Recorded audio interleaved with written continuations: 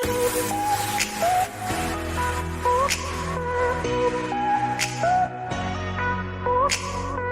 YouTube, आपका मेरे channel में स्वागत है। गाइस, आज मैं बात करने वाला हूं आज 75वें इंडिपेंडेंस डे के दिन जो हमारे प्रधानमंत्री मोदी जी ने एक अनाउंसमेंट किया था कि किस तरह से भारत को सेल्फ सफिशिएंट एनर्जी इंडिपेंडेंस के रास्ते पर किस तरह से ले जाया जा सकता है भारत को। तो उसका जो एक प्रारूप हमारे सामने रखा है। बेसिकली उन्होंने अनाउंस किया है कि भारत 2047 तक एक तरह से एनर्जी आत्मनिर्भर किस तरह से बन सकता है, उसके लिए उन्होंने national hydrogen energy mission NHM का उन्होंने प्रारूप हमारे सामने रखा और 2022 तक 175 गीगावाट रिन्यूएबल एनर्जी जो कि क्लीन एनर्जी का टारगेट जो दिया था, हम लोग उसे अचीव करने जा रहे हैं। तो आज उन्होंने एक एक्साइटिंग और एकदम एग्रेसिव मिशन दिया है जो भारत के 75वें वर्षगांठ पर उन्होंने बताया है कि भारत के 100वें वर्षगांठ तक भारत को एक एनर्जी इंडिपेंडेंट होना है, क्योंकि हम सब जानते हैं भारत $100 बिलियन खर्च करता है सिर्फ तेल और गैस की आयात करने में, जिसमें कि वो यूज करता है उसे हमारे जो व्हीकल्स है उनके लिए और जो बहुत सारी जो इलेक्ट्रिसिटी का जो प्रोडक्शन करना होता है उसके लिए। तो जो इस चीज प्रक्रिया में जो तेल और नेचुरल गैस यूज किए जाते हैं उसके अंदर बहुत सारा प्रदूषण भी होता है और उसके अंदर भारत का बहुत सारा मूल्यवान पैसा दूसरे देश में जाता है, जिससे कि हमारी जो कंट्री की डेफिसिट है वो काफी ज्यादा हो जाती है। हमारा जो डेफिसिट है सिर्फ व्हाइट गुड्स खरीदने में और ये फ्यूल्स, ऑयल, पेट्रोल, गैस खरीदने में बहुत ज्यादा हो जाता है। तो दो फ्रंट पर हमारी गवर्नमेंट इसे टैकल करने की कोशिश कर रही है। व्हाइट गुड्स को भारत में बनाया जाए मेक इन इंडिया के प्रोसेस के तहत, और दूसरा energy sufficient, energy self reliable और सेल्फ सफिशिएंट हम कैसे बन सके। यदि हम लोग फ्यूचर में यदि सोचेंगे कि किस तरह से हम लोग फ्यूल पर ही डिपेंडेंट रहें, तो हमारे देश की जो प्रदूषण का जो लेवल है वो तो बिगड़ेगा ही बिगड़ेगा, बट हमारे लोगों के जो स्वास्थ्य है वो भी खराब होगा। और दुनिया में इतने ज्यादा पेट्रोल और डीजल नहीं है कि आने वाले समय को वो संभाल सके। तो उसको टैकल करने के लिए रिन्यूएबल और क्लीन एनर्जी पर ही रिलाय होना एक समझदार गवर्नमेंट का काम बनता है, जो कि मोदी जी ने किया है।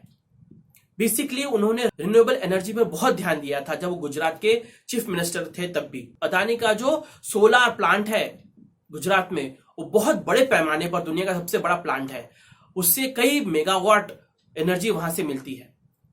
तो गाइस, हम लोग जब भारत की जो नेशनल हाइड्रोजन एनर्जी मिशन प्रधानमंत्री मोदी ने हमारे सामने रखी है, तो इसे समझना जरूरी है कि किस तरह से हमें एक देश के नागरिक के तहत हमें किस तरह से इफेक्ट करने वाली है। जो पोल्यूशन निकलता है बेसिकली हम जब रोड पर निकलते हैं, जैसे कि मैं खुद भुक्तभोगी हूं, मैं अस्थमा का रोगी हूं, तो मुझे काफी परेशानी होती है जब भी मैं रोड पर निकलता हूं। तो जो पेट्रोल फ्यूम्स हैं मुझे एलर्जिक और अस्थमेटिक प्रॉब्लम क्रिएट करते हैं।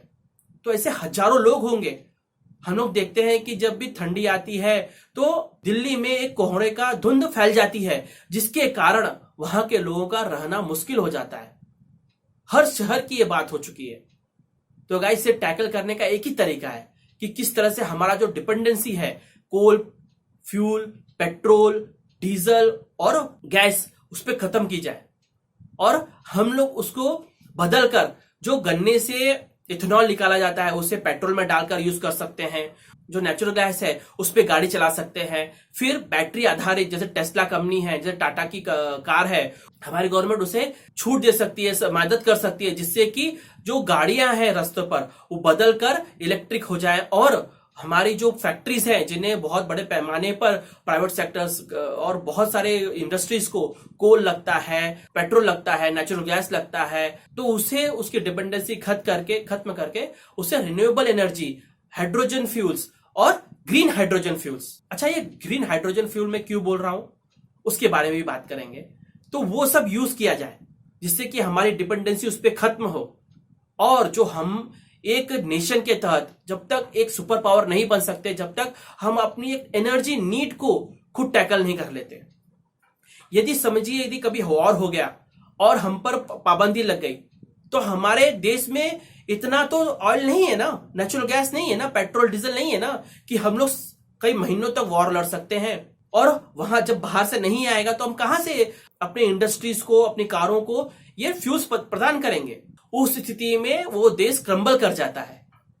और यदि वही सिनेरियो में यदि समझिए कि हमारे पास इतने रिन्यूएबल एनर्जी के सोर्स हो, इतने सोलार प्लांट्स हो, इतने हाइड्रोजन फ्यूल्स के प्लांट्स हो, इतने सारे डैम्स हो, इतने सारे न्यूक्लियर पावर हो, जिससे वहां से जनरेटेड इलेक्ट्रिसिटी, वहां से पावर, वो हमारे गाड़ी, हमारे इंडस्ट्रीज, हमारे बिजनेसेस को यदि फ्यूल करेंगी, उन्हें इलेक्ट्रिसिटी देंगी, तो वो देश काफी मजबूत होगा कि बशर्ते जब वो डिपेंडेंट होगा गल्फ कंट्री से आए हुए तेल, पेट्रोल, डीजल और नेचुरल गैस पर। तो गाइस आइए समझते हैं कि क्या ये hydrogen, green hydrogen renewable source of energy है। बेसिकली जो हाइड्रोजन है वो non toxic, odourless, colourless, non metallic, tasteless और हाईली कंबस्टिबल गैस है। तो गैस ये जो हाइड्रोजन गैस है वो है तो बहुत सिंपल। बेसिकली उसमें एक प्रोटॉन और एक इलेक्ट्रॉन होता है। इससे जब दोनों को अलग किया जाता है डिफरेंट प्रोसेस से, एक थर्मल प्रोसेस होता है, एक इलेक्ट्रोलाइटिक प्रोसेस होता है और एक बायोलॉजिकल प्रोसेस होता है। ये तीन प्रोसेसेस से हाइड्रोजन को सेपरेट करते हैं, इसे स्टोर करते हैं और उसमें एनर्जी स्टोर करके हम इसे यूज कर सकते हैं। गाइस जब Bharat 12 trillion rupees every year spend करता है अपने एनर्जी नीड को फुलफिल करने के लिए, तब इसे हमें बहुत सीरियसली लेना चाहिए। थर्मल प्रोसेस ये एक ऐसा प्रोसेस है जिसके अंदर जो हाइड्रोजन गैस है वो बेसिकली जो पेट्रोल, डीजल, नेचुरल गैस है उसे यूज करके पानी की स्टीम पैदा की जाती है, जिसे गर्म कर स्टीम पैदा की जाती है और वहां पे हाइड्रोजन और ऑक्सीजन को सेपरेट किया जाता है और सेपरेट करने के बाद उसे स्टोर किया जाता है। तो आज तक जितनी भी 95% जो भी हाइड्रोजन की जनरेशन होती है वो इसी प्रोसेस से होती है। और बेसिकली ये प्रोसेस जो है ये कार्बन फ्री प्रोसेस नहीं है, इसके अंदर काफी बड़ा कार्बन फुटप्रिंट होता है। जो इसमें जो बायोमास बचता है उस कारण से इसे ग्रे हाइड्रोजन कहा जाता है, क्योंकि इसके बाद जो बचने वाला वेस्ट है उस बहुत बड़े पैमाने पर पाया जाता है, जिससे कि पोल्यूशन होता है। और थर्मल प्रोसेस में ही जो ब्राउन हाइड्रोजन है वो किससे बनती है, सेम प्रोसेस होता है बट इसमें कोल यूज किया जाता है। तो इसमें जो वेस्ट प्रोडक्ट बचता है उस कारण से इसे ब्राउन हाइड्रोजन कहा जाता है, जिससे कि जो गैस निकलती है उसके कारण जो वेस्ट बचता है उसके कारण इसका नाम ब्राउन हाइड्रोजन दिया गया है। इसके बाद जो तीसरी तरह की गैस निकलती है वो होती है ब्लू हाइड्रोजन। ये हाइड्रोजन का जो प्रोसेस है similar to petrol, diesel, natural gas या कोल बर्निंग की तरह ही होता है, जिसमें कि स्टीम के तहत जो हाइड्रोजन रिलीज की जाती है पानी से उसे स्टोर किया जाता है, बट जो वेस्ट प्रोडक्ट बचता है उसे लेकर उसे दबा दिया जाता है अंडरग्राउंड, इसलिए इसे इसका नाम दिया गया है ब्लू हाइड्रोजन। बोला जाता है कि ये एक तरह से इन्वायरमेंटली जो वेस्ट प्रोडक्ट है उसे दबा दिया गया है।